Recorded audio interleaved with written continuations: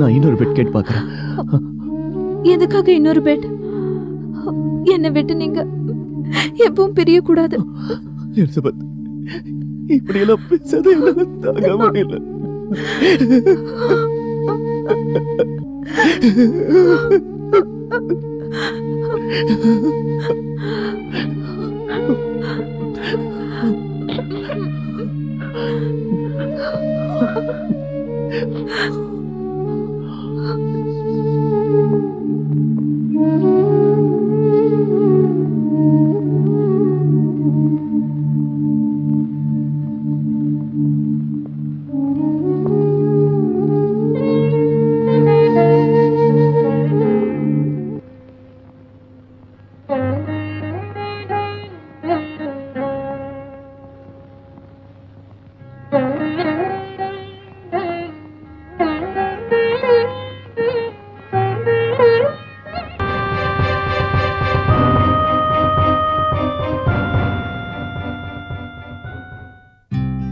ஒவ்வொரு நிமிஷமும் கூடவே இருந்து அவங்கள பார்த்துக்க சொல்லி நர்ஸு கிட்ட சொல்லி வச்சுட்டேன். ஆன்டிபயோட்டிக்ஸ்லாம் அவங்களுக்கு இப்போ தேவையில்லை. அப்படின்னா இந்த நோயை பொறுத்த வரைக்கும் சென்சிட்டிவான மருந்து தான் யூஸ் பண்ணுவோம். அதனால சில சைடு எஃபெக்ட்ஸ் வர வாய்ப்பு இருக்கு. அதுக்கு உங்களுக்கு சம்மதம்னா ட்ரீட்மெண்ட் ஆரம்பிக்கலாம். டாக்டர், எலிசபெத்தோட சந்தோஷம் தான் எனக்கு முக்கியம். அவளுக்கு எது சம்மதமோ அதை அப்படியே செஞ்சிடுங்க. எனக்கு வேண்டியதெல்லாம் அவ வேதனைப்படவே கூடாது. மரணத்திலேருந்து அவளை நம்மளால காப்பாற்ற முடியாது.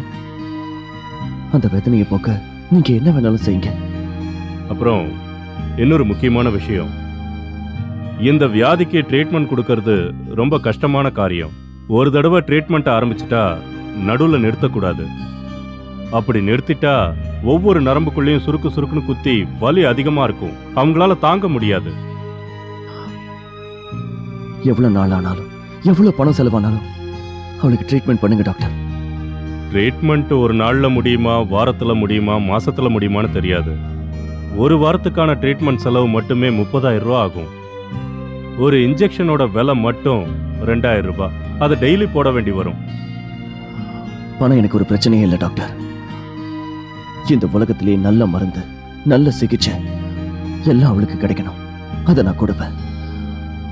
அதுக்கான பணத்தோட வரேன் டாக்டர்.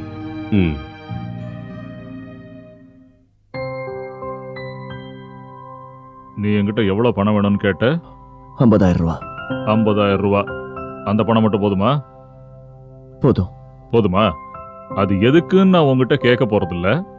ஏன்னா எனக்கு அதை கேட்கணுங்கிற அவசியமும் இல்லை. நீ அது இது எவ்வளவு கேட்ட? 20,000. 20 இல்ல 50,000. உனக்கு நான் 50,000 ரூபாய் பணம் தரேன். ஆனா எதுக்காக இந்த பணத்தை நான் கொடுக்கறேன்னு தெரியுமா உனக்கு? அது தெரியறதுக்கு வாய்ப்பே இல்லை.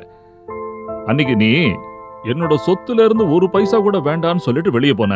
இன்னைக்கு உன்னோட மானம், மரியாதை, அந்தஸ்து, ரோஷம், கௌரவம், வெக்கம் எல்லாத்தையும் விட்டுட்டு என்கிட்ட காசு கேட்டு வந்து நிக்கிற பத்தியா? அதுவும் 50,000 ரூபாய் கேட்டு வந்து நிக்கிற பத்தியா? அது எனக்கு எவ்வளவு சந்தோஷமா இருக்குன்னு தெரியுமா உனக்கு? அந்த ஒரு சந்தோஷத்துக்காக நான் உனக்கு இப்ப 50,000 ரூபாய் பணம் தரேன்.